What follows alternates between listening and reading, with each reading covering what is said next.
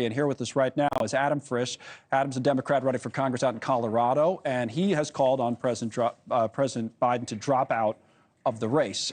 Tell us your why on that, why you think he shouldn't run for re-election. Good to see you and happy Wednesday. Listen, it's been a 2-year conversation. I said 2 years ago I was with the 75% of the people in the country that did not want this rematch. So there's that. And then a year ago, I made the comment that it was important to try to figure out how to get a next generation of leaders on both sides. And then obviously what happened horrifyingly so on that debate Thursday, spent a couple of days thinking about it, talking to a lot of local voters, Democrats, independents, and Republicans is when I ended up sending my press release out last Tuesday in the op-ed that was in the Washington Post.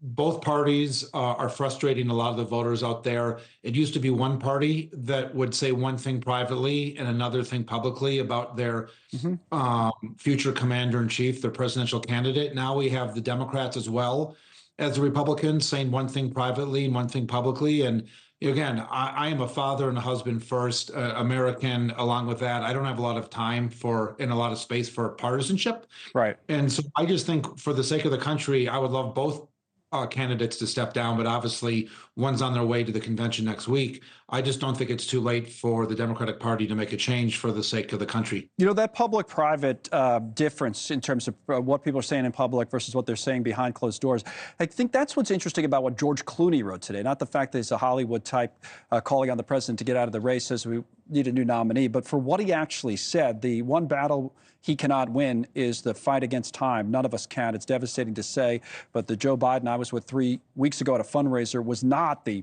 Joe Big Effing Deal Biden of 2010, wasn't even the Joe Biden of 2020. It was the same man we all witnessed at the debate. And in the New York Times, he went on to call out those people you were talking about who know this and are saying this behind closed doors, but not going public. So my question to you would be, can you still win if Biden doesn't change course and he stays at the top of the ticket?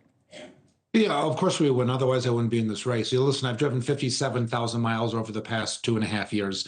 And one thing I've learned is how many people are frustrated and exhausted with the entire political system. And the reason they get exhausted and they're frustrated and they're skeptical is because you have all these people, regardless of party, saying one thing privately and another thing publicly. It's just exactly why there's not a trust. And I'm very sincere and very authentic about what I believed. I've been very clear from the very start that I'm not focused on the presidential race. I'm not focused on these county commissioner races, and we have 27 counties.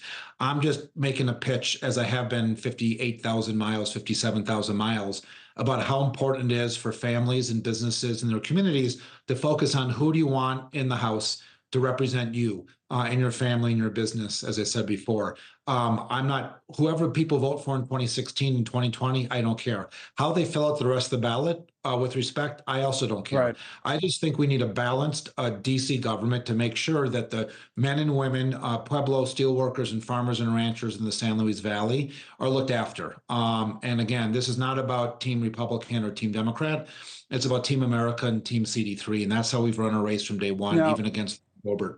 Adam, for context, ran against Lauren Boebert the last time around in a congressional race that he lost at a close race, and is running again. Now, she's in a different district, I understand it, so it's a different opponent, but is running again for the Congress. Do you still have support from the DNC? I mean, have you talked to anyone in the last few days? And what would you say to Democrats who've come out this week essentially with the attitude of, people like you should pipe down and just get on board with the president?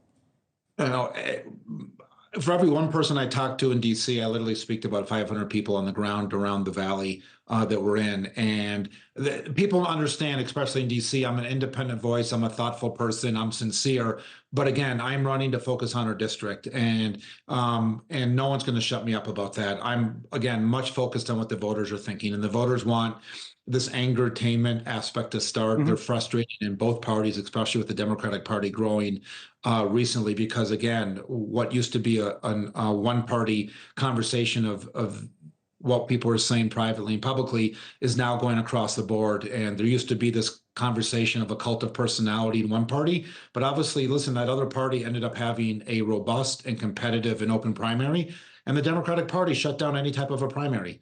And again, that's why people are exhausted, and that's why I'm focused on the district and not what goes on in DC. Yeah, real quick. Thanks so much for watching. Just go to joinnn.com to find NewsNation on your television provider. And don't forget to click the red subscribe button below to get more of NewsNation's fact-driven, unbiased coverage.